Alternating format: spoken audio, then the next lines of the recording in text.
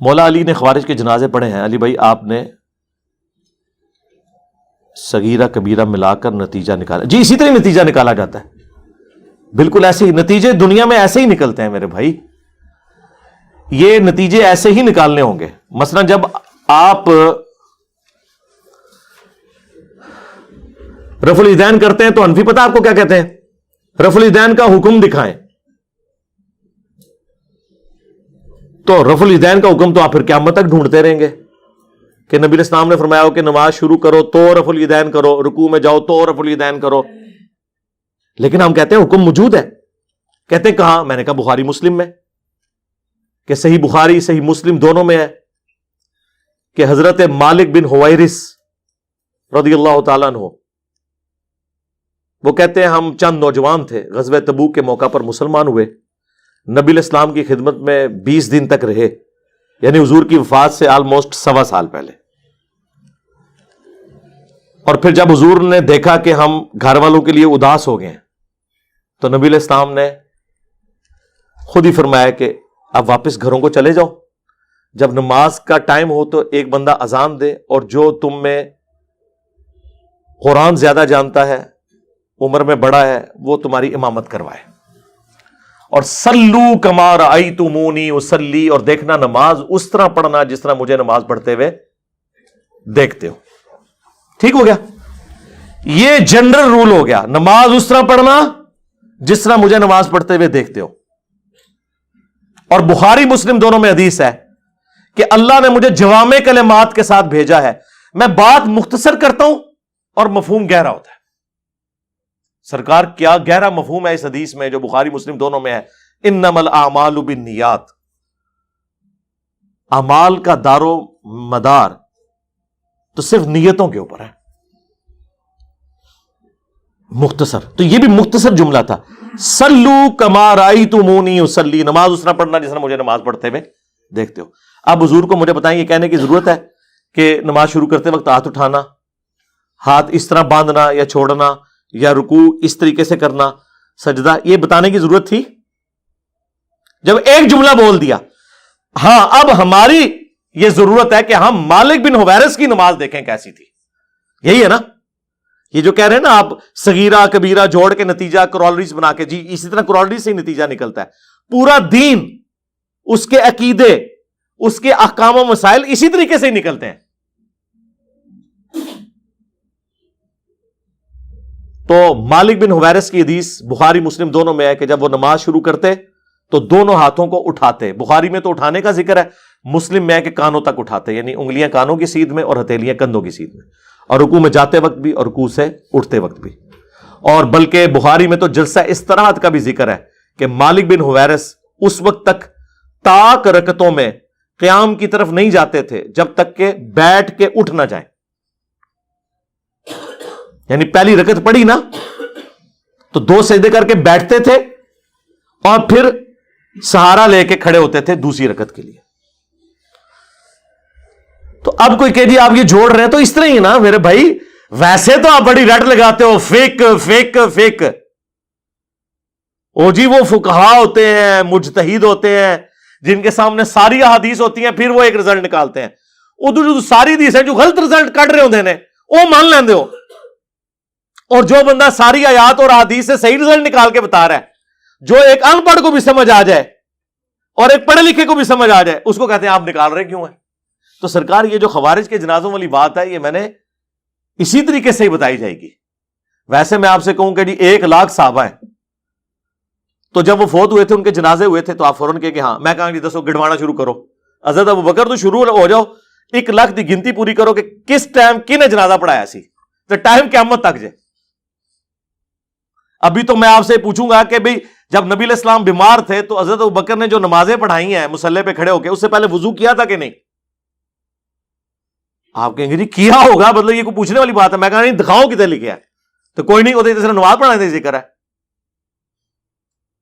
اور پوری زندگی جو صحابہ کرام نے نمازیں پڑھی وہ وضو کے ساتھ پڑھی. جی وضو کے بغیر تو نماز نہیں ہوتی ہے، قرآن میں بھی حکم آیا ہے. نہیں سرکار یہ آپ جوڑ رہے کیوں ہیں؟ آپ اسپیسیفک بتائیں کہ اس نماز سے پہلے وضو کیا تھا کہ نہیں. اب آ جائیں آپ اس طرف.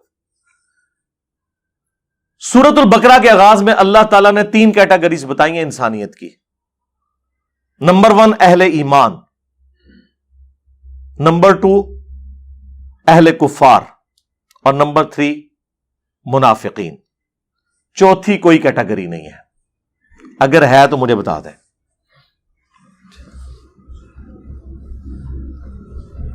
جہاں تک منافقین کا تعلق ہے تو یہ صرف نبی علیہ السلام کی وحی کے اوپر موقوف ہے کہ آپ کسی کو بتا دیں تو آپ بتا سکتے ہیں. حضور کے بعد کوئی بندہ بتا نہیں سکتا کسی کے بارے میں کہ وہ منافق ہے یا نہیں. آج کی ڈیٹ میں صرف 2 کیٹیگریز ہی باقی ہیں، کافر اور مسلم. اب خوارج جو تھے وہ کون تھے؟ حضرت علی کے فوجی. حضرت علی سے ان کا اختلاف کیا ہوا تھا کہ آپ نے معاویہ کے ساتھ صلح کرنے کے لیے کیوں آمادگی ظاہر کی ہے تحکیم کے ایشو میں. حضرت علی کی محبت میں حضرت علی سے وہ اختلاف کر رہے تھے. کیا وہ کافر تھے؟ ہاں، کفر کیا انہوں نے، لیکن کفر دون الکفر ہے. وہ اسلام کا انکار نہیں، خلیفہ وقت کا انکار. تو سرکار وہ خلیفہ وقت کی بغاوت جو ہے وہ صرف خوارج نے تو نہیں کی ہے، اہل جمل اور اہل صفین نے بھی کی ہے. اہل جمل نے تو چلے معافی مانگ لی، اہل صفین کا کیا کریں گے؟ سنن کبری البیہقی میں حضرت عمار بن یاسر کہتے ہیں اہل شام کو کافر نہ کہو بلکہ کہو کہ یہ ظالم اور فاسق ہے، گناہ کبیرہ کے مرتکب ہوئے، کافر نہیں ہے. حالانکہ امام وقت کے خلاف انہوں نے خروج کیا اور بیعت بھی نہیں کی. تو خوارج نے بھی یہی کیا، بلکہ خوارج کے خلاف تو حضرت علی نے تلوار اٹھائی ہے ان کی بغاوت کی وجہ سے. پچھلے دنوں میری اس پہ تفصیلی ویڈیو بھی تحکیم کے مسئلے میں بھی اور اس حوالے سے بھی ریکارڈ ہو چکی ہے. مصنف ابن ابی شیبہ میں مولا علی سے پوچھا گیا خوارج کے بارے میں، یہ کیا یہ کافر ہے؟ فرمایا یہ کفر ہی سے تو باقی ہے کہ انہوں نے سمجھا کہ میں کفر میں مبتلا ہو گیا ہوں اس لیے میرا اختلاف کر رہے ہیں. پوچھا کیا منافق ہے؟ کہ نہیں، قرآن تو کہتا ہے کہ منافق نماز میں بڑا تھوڑا اللہ کا ذکر کرتے ہیں، ان کی نمازیں تو اتنی لمبی لمبی ہیں. بخاری مسلم میں آیا کہ اے علی تم اپنی نمازوں کے اعتبار سے جب انہیں دیکھو گے رشک کرو گے کہ ان کی نمازیں تو تمہارے سے بھی لمبی ہے. یعنی خشوع خضوع سے پڑھ رہے ہیں. لمبی نماز کوئی منافق اور کافر نہیں پڑھ سکتا، وہی پڑھتا ہے جو دل سے اللہ کو یاد کرتا ہے. اس لیے قرآن نے اسے دلیل بنایا کہ منافق جو ہے نا وہ نماز میں بڑا تھوڑا ذکر کرتے ہیں، فوراً ٹھونگے مار کے چلے جاتے ہیں. حضرت علی کہہ رہے ہیں نہ کافر نہ منافق. تو اب مجھے بتائیں جو نہ کافر ہو نہ منافق ہو تو پیچھے کیا بچتا ہے؟ وہ مسلمان. جب مسلمان ہے تو اس کا جنازہ ہوگا. رہ گی جنگ میں شہید جو فوت ہوتا ہے یا کوئی جنگ کی حالت میں مارا جاتا ہے وہ کیٹاسٹرافک کنڈیشن ہے، اس وقت جنازہ پڑھا جائے نہ پڑھا جائے کوئی مسئلہ نہیں، غسل دیا جائے نہ دیا جائے کوئی مسئلہ نہیں ہے. اس کے تحت ہمارا یہ موقف ہے، چونکہ ہم خوارج کو مسلمان مانتے ہیں اپنی تمام گمراہیوں کے باوجود، تو مسلمان کے ساتھ ساری چیزیں اٹیچ ہیں. یہ بنانا ضروری ہے. حوالہ اس کو دینا ہوگا جو یہ کہے گا کہ خوارج کے جنازے نہیں ہوئے. یہ الفاظ کہیں موجود ہوں اور ٹائم قیامت تک ہے. اپنی اصل میں حوالہ نہیں دینا ہوتا. جس نے یہ کہنا نا کہ حضور کے پسینے سے خوشبو آتی ہے، حوالہ اس نے دینا ہے. پسینے میں سے خوشبو نہیں آتی یا بدبو آتی ہے، اس کو حوالے کی ضرورت نہیں ہے. تو ہم حوالہ دیتے ہیں بخاری مسلم دونوں میں کہ نبی علیہ السلام کے مبارک پسینے سے خوشبو آتی تھی اور صحابہ کرام عطر کے طور پہ اسے استعمال کرتے تھے. نبی علیہ السلام کا سایہ نہیں تھا. دلیل اس کے لیے چاہیے، دلیل اس کے لیے نہیں چاہیے کہ ثابت کریں کہ حضور کا سایہ آیا تھا. ہر چیز کا سایہ ہوتا ہے. یہ تو قرآن میں سورہ نحل میں ہے کہ ہر چیز کے سایہ ہوتا ہے اور اللہ کو سجدہ کرتے ہیں وہ سایہ. جو روٹین سے ہٹ کے بات کرے گا دلیل اس نے دینی ہے. تو جس نے یہ ثابت کرنا ہے نا کہ خوارج کے جنازے نہیں ہوئے وہ دلیل دے گا. خام خواہ چیزیں اور اس کے اوپر پھر مجھے کہتے ہیں یہ خوارج کا کس ہمدردی کر رہے ہیں. یعنی جو لوگ امیر شام کا جھوٹا دفاع کر رہے ہیں وہ ہمیں خارجی کہہ رہے ہیں. جو حضرت علی کا دفاع ایسا کر رہے ہیں کہ کبھی شیعان علی نے بھی وہ دفاع نہیں کیا، اسے یہ کہنا خارجی، تو اپنی عقل کے ماتم کروائیں. آپ کا حال تو وہی ہے کہ جو سورہ نساء میں آیا کہ مشرکین عرب کے بارے میں یہودی کہتے تھے کہ مسلمانوں سے تو یہ بت پرست بہتر ہے. حالانکہ بت پرست حضرت موسیٰ کو مانتے ہی نہیں تھے، لیکن دشمنی مسلمانوں کی ایسی تھی کہ انہوں نے کہا نہیں، ان سے وہ بہتر ہے۔ حالانکہ مسلمان موسیٰ علیہ السلام کو مان رہے ہیں، بیت المقدس کو مان رہے ہیں، اتنی کامن چیزیں ہیں، لیکن دشمنی چونکہ ان کی چودراہٹ سٹیک پہ لگ گئی تھی مسلمانوں کی وجہ سے، اس لیے ان کو بت پرست اچھا لگنا شروع ہو گئے۔ آج بھی پریکٹیکلی آپ دیکھ لیں، اہل حدیث ہم سے زیادہ ان کے ساتھ پینگے بڑھائے ہوئے ہیں جنہیں وہ مشرک اور کافر کہتے تھے، ان کی تعریفیں کرتے ہیں، ان کے پل باندھتے ہیں، اور ان کی ویڈیوز اپنے پیجز کے اوپر شیئر کرواتے ہیں، اور ان کی ویڈیوز وہ شیئر کرواتے ہیں۔ تو ہمیں تو قرآن کی آیت وہ یاد آ جاتی ہے کہ یہی علماء یہود کی بھی روش تھی۔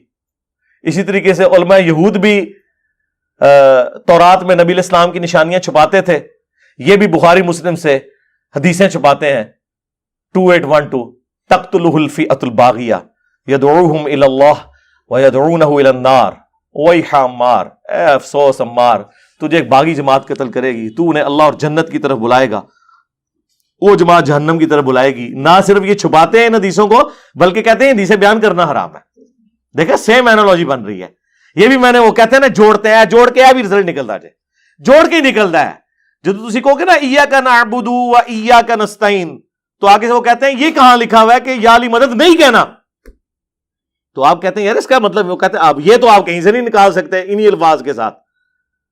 تو دین کا ہر مسئلہ اسی طریقے سے ثابت ہوتا ہے، ٹھیک ہے۔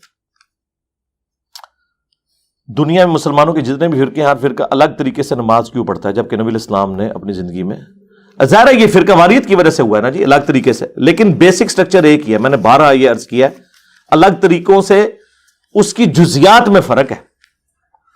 دنیا میں بھی آپ دیکھیں 10 بندے بیٹھے ہوئے ہوں، ان میں سے کوئی نابینا ہو، کسی کا ہاتھ ٹوٹا ہوا ہو، کسی کا پاؤں ٹوٹا ہوا ہو، کوئی گونگا ہو، کوئی بہرا ہو، لیکن ساروں کو انسان بولا جاتا ہے۔